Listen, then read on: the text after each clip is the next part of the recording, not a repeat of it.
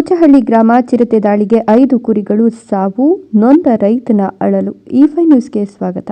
ಸೋಮವಾರ ತಡರಾತ್ರಿ ನಾಗಮಂಗಲದ ಕೂಚಹಳ್ಳಿ ಗ್ರಾಮದ ಕೆಟಿ ತಮ್ಮಣ್ಣಗೌಡ ಅವರ ಕುರಿಕೊಟ್ಟಿಗೆಗೆ ದಾಳಿ ನಡೆಸಿದ ಚಿರತೆ 5 ಕುರಿಗಳನ್ನು ಆಹುತಿ ತೆಗೆದುಕೊಂಡಿದೆ. ಈ ಸಂಬಂಧ ಅರಣ್ಯ ಇಲಾಖೆಗೆ ದೂರು ದಾಖಲಿಸಲಾಗಿದೆ. ಕಳೆದ 6 ತಿಂಗಳಿನಿಂದ ಕೂಚಹಳ್ಳಿ ಗ್ರಾಮದ ರೈತರು ಚಿರತೆಯ ಹಾವಳಿಯಿಂದ ಕೃಷಿ ಚಟುವಟಿಕೆಗೆ ಜಮೀನಿನ ಬಳಿ ಹೋಗಲು ಹೆದರುತ್ತಿದ್ದಾರೆ. ಗ್ರಾಮಕ್ಕೆ ಚಿರತೆಯು ಕಂಟಕವಾಗ್ತಾ ಇದ್ದು, ಈ ಹಿಂದೆ ಗ್ರಾಮದ ಕುರಿ, ಆಡು, ನಾಯಿಯನ್ನ ತಿಂದು ಹಾಕಿತ್ತು. ತಡರಾತ್ರಿ ಸೋಮವಾರ ಗ್ರಾಮದ ಕೆಟಿ ತಮ್ಮಣ್ಣಗೌಡ ಅವರ ಕುರಿಕೊಟ್ಟಿಗೆಗೆ ಲಗ್ಗೆ ಇಟ್ಟ ಚಿರತೆಯು ಸುಮಾರು 75,000 ಮೌಲ್ಯದ 5 ಕುರಿಗಳನ್ನು ತಿಂದು ಹಾಕಿದೆ. ಗ್ರಾಮಸ್ಥರು ಅರಣ್ಯ ಇಲಾಖೆಗೆ ಚಿರತೆಯನ್ನು ಹಿಡಿಬೇಕು ಅಂತ ಒತ್ತಡ ಹಾಕಿದ್ದಾರೆ. ತಮ್ಮನಗೌಡ ಅಂತ ಅದು ಚಿರತೆ ರಾತ್ರಿ ನಮ್ಮ ಮನೆ ಕೊಟ್ಟಿಗೆ ಮೇಲೆ ಅದು ಒಳಗೆ ನೆಗೆದ್ಬಿಟ್ಟು 5 ಕುರಿಯ ಇದು ಮಾಡ್ಬಿಟ್ಟದೆ. ಎಲ್ಲ ಸೊತ್ತಾಗ್ಬಿಟ್ಟು 5 ಕುರಿವೆ.